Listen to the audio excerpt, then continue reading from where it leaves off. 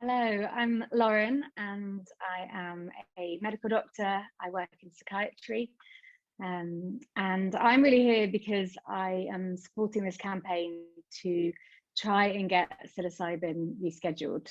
And I come at it from two different angles, really. I've got my professional hat on. So obviously working in psychiatry, I see patients all day long with various conditions, things like treatment-resistant depression or anxiety or anorexia, PTSD, all of these things.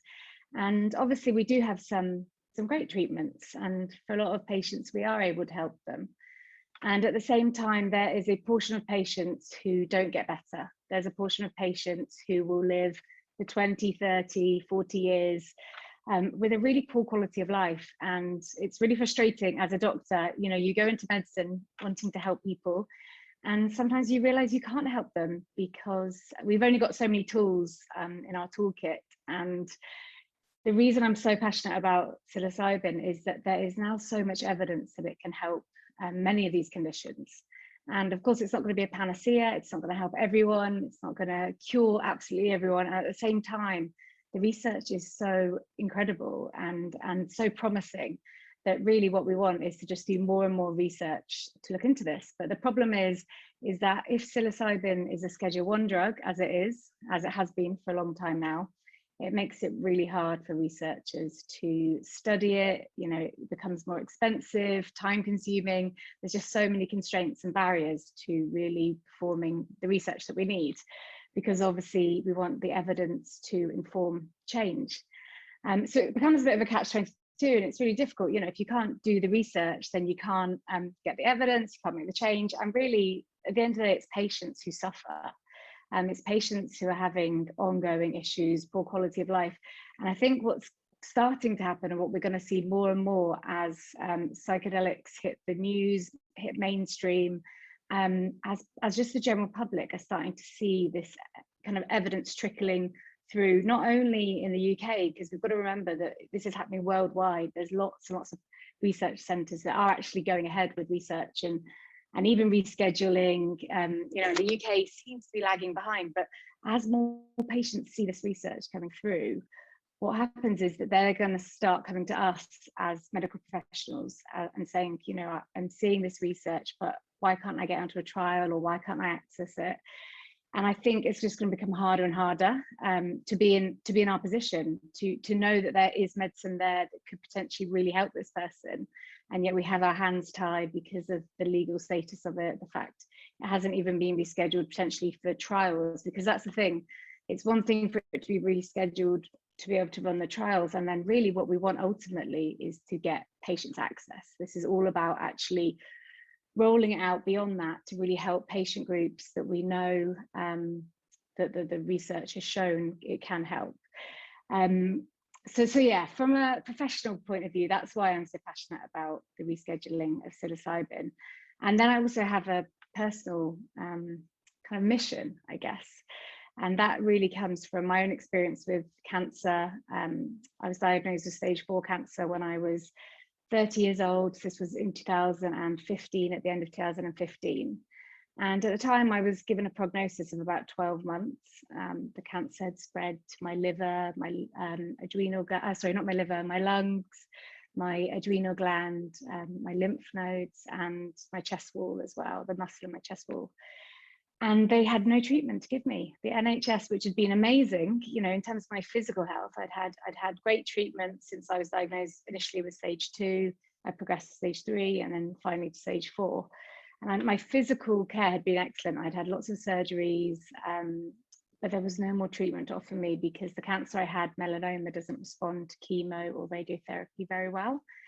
So I was in this limbo land for about 3 or 4 months where I knew the tumours were growing.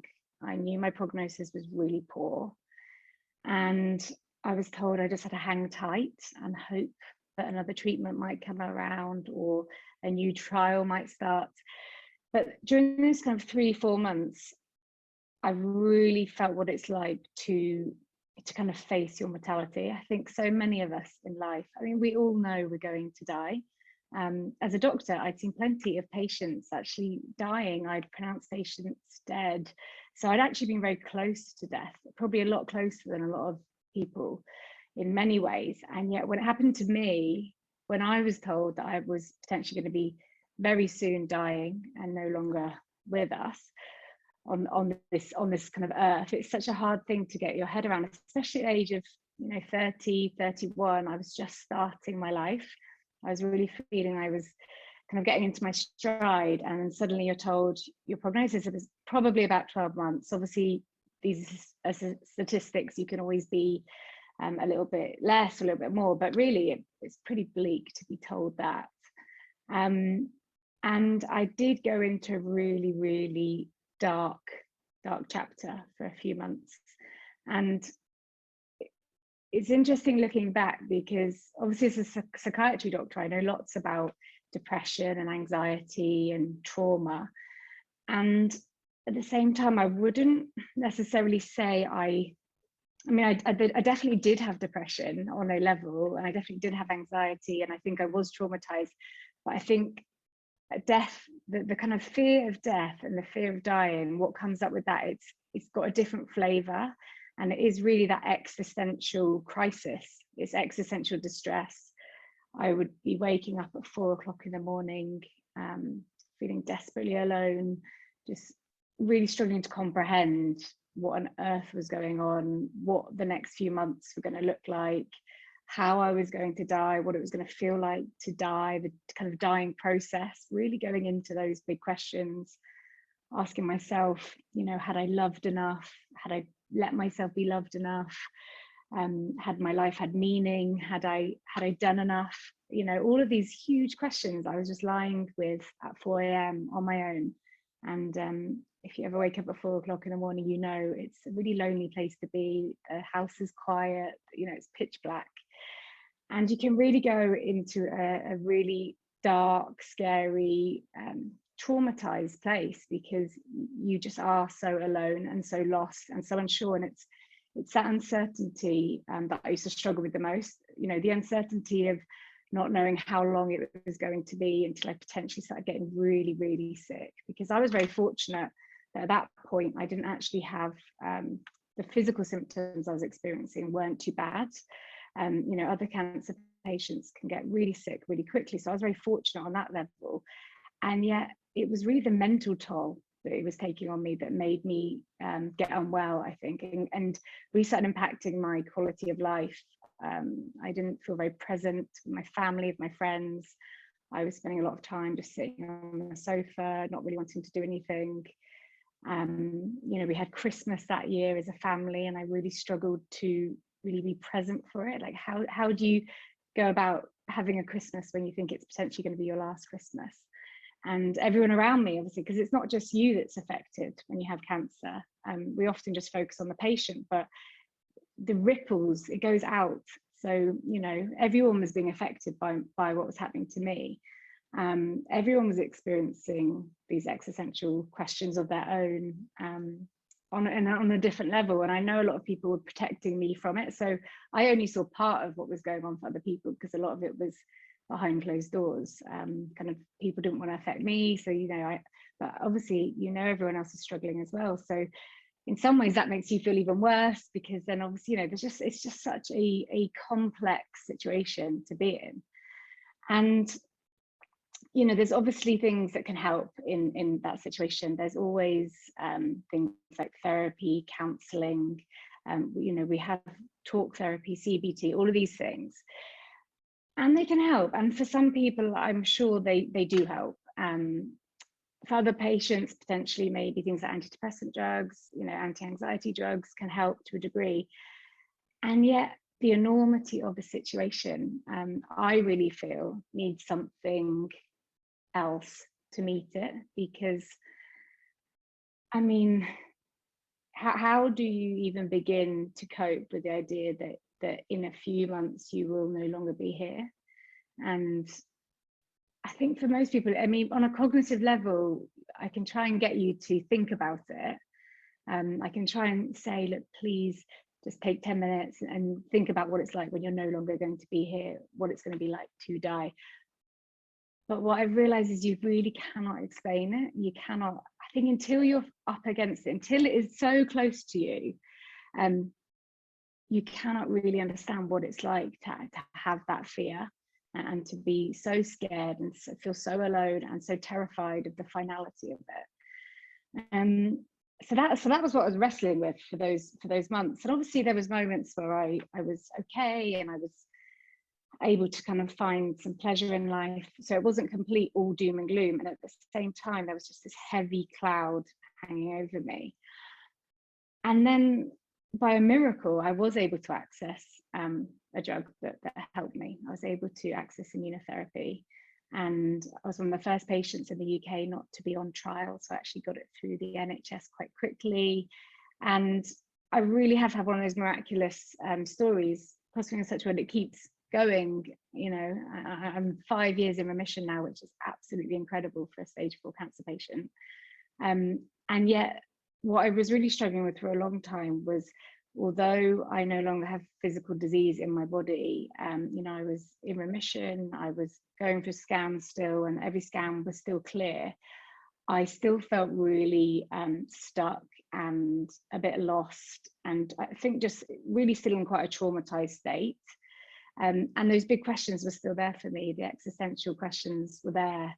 And there was also that lingering fear of recurrence. You know, because if you've told you've potentially got 12 months left to live and your cancer's really aggressive, you're always just worried every scan. You know, I've been scanned every 3 months for the last 5 years, and every time I go for a scan, I still do get a little bit nervous. I still feel it, and obviously time has been a great healer. But without doubt, the biggest thing that has been the healer for me in all of this story is my experience with psilocybin. And I've just gone off on a kind of a big description of why I'm so passionate, but I just needed to give you the backstory, because what I really want is for any other patient who is in my situation or has been in my situation or will be in the future in my situation, experiencing all of those huge feelings, I really want them to be able to get psilocybin on UK soil.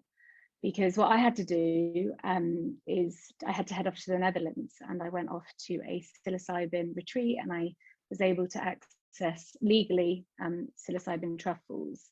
And I had a really, really healing experience. I got to work through a lot of my death anxiety. I got to have some beautiful experiences within the psilocybin journey itself. And it was all about connecting with people who had died previously, people I'd met on the chemotherapy unit. They all came into my journey, and it was really, really healing to be able to kind of have contact with them, and for them to say things to me that were really, really healing. And I mean, there was so much in the journey that I could talk about, but it was really just that big takeaway that death isn't final, that actually yes, this is the end of our physical body, but actually our essence continues, our spirit continues.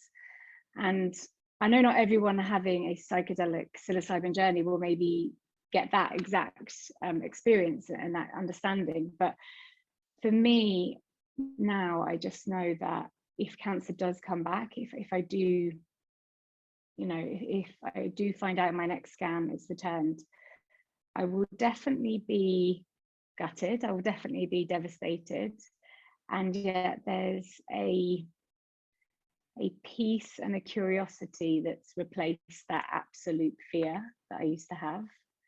And rather than shutting down and numbing and probably dissociating, I think I will be able to turn towards it with a little bit more curiosity and just a bit more trust, I guess, is a big thing that's come through, that I don't know what's next. None of us know really what's next.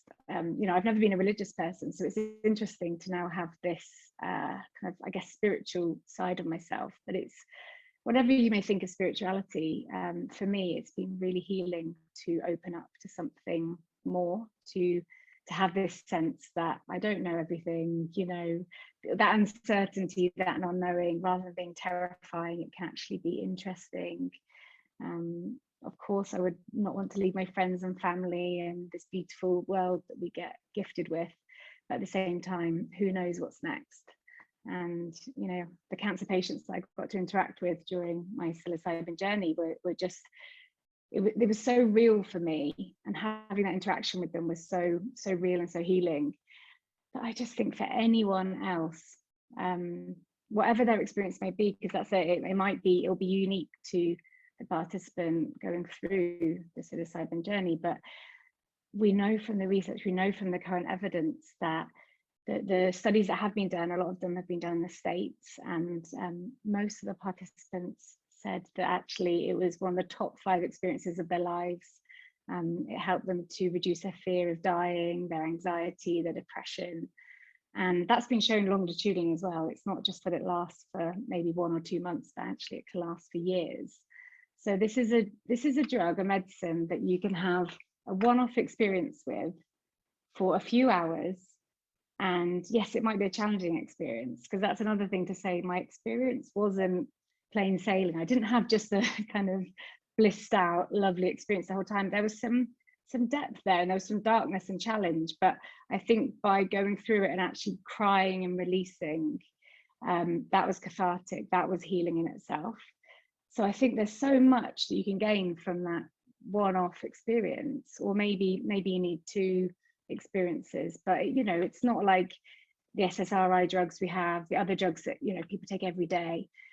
These are medicines, or should we say experiences that people are going to have, and then have the legacy of it goes on. It goes on for months and years sometimes.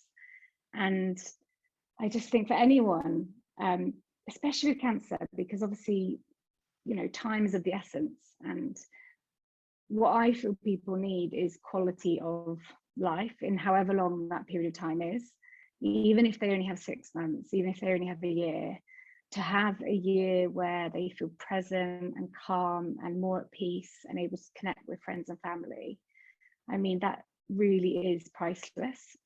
Whereas for so many people, they do the opposite. They kind of start kind of going inwards, and they feel a bit lost and scared, and really start shutting down, you know, way before they actually are really physically really sick with symptoms. So it's about just relieving suffering, and it's about helping people at their darkest hours and weeks and months. And I still can't believe we're having to have this conversation, to be honest. You know, there's other countries like Canada are already doing this. They're going ahead with it's different over there. The laws are different, the way they go about it's different. Rather than rescheduling per se, that what they're doing is they're getting exemptions for terminal cancer patients, and so far they've had, I think it's 30 now, so that's amazing. But it's really small fry still, you know, compared to the amount of terminal patients that are out there that would like to try this. And you know, it's a great place to start, but there's so much more that everyone needs to be doing really in this space. But yeah, I'm still really impressed with how the Canadians are kind of at least taking small steps into giving cancer patients compassionate access, because that's what it's about as well. It's just making sure that patients who do really want to try it, who are maybe, you know, have got months left to live, are given that opportunity if they want it, because obviously not everyone will want it, and also that's absolutely fine. Of course, you know, we have all these tools at our disposal, and everyone's able to choose what's right for them. And I just think for psilocybin to be rescheduled so that it can become at least available within trials in the UK, but hopefully through, you know, something equivalent to the compassionate access kind of pathway would be amazing, because I get emails daily from patients, not kind of as a doctor-patient dynamic, but just people who have come across my story, or who have found my podcast, or have just seen me speaking at events. And more often than not now, I will mention psychedelics as one of the tools that I think are important for, you know, in the future patients to have potentially access to, if and when they are legally able to access them on UK soil. But obviously that does open up patients wanting to contact me, and it's really heartbreaking when you have patients emailing you saying, I've been told I've got months left to live. I'm already having therapy, and I'm already meditating, and I'm trying all these other things, which, you know, everyone does to try and support their mental health. But as I said before, when it's as big as the finality of your life, the end of your life, the existential crisis that you're in, so many of these people that are emailing me just want that little bit extra. And it is heartbreaking to not be able to signpost them towards a trial that's running, or ideally even just, you know, the pathway that enables patients at the end of their life to try this medicine if they want. So I think it will happen. Maybe, you know, I'm optimistic it will hopefully happen. It's just a matter of time, and sadly a lot of these patients don't have time, and that's another thing that I feel like it's almost cruel to have had so much research already done in the space with terminally ill patients and psilocybin, for the results that have been published, for the hype to be there. You know, not hype for hype's sake, but hype because it is so promising. And then there just not really to be any way for patients in the UK to access it. It's really, really tough, and it's hard. It's really, really, really hard, because I know how helpful it was for me. And really, I just want anyone else who's in a similar position, if they want to access it, to be able to get this medicine. So yeah, I just really hope that we can get it rescheduled, and not just because I'm so passionate about helping cancer patients, but as I said before, with my background in psychiatry, you don't have to be a psychiatrist to see how much suffering is going on at the moment. I mean, COVID's just exemplified everything and made it so much harder for so many people. I think we really are going to see a mental health crisis. We're already there, but it's just going to get worse and worse. So I think we just need everything that we've got at our disposal. So often now when we talk about psychedelics or psilocybin specifically, we're just mentioning the substance or the compound, but actually the context is so important. Just keep reiterating that this will always be, if you know, in a clinical setting, this is going to be with psychedelic-assisted psychotherapy. And the psychotherapy part is so important to support it, as is the set and setting that's created.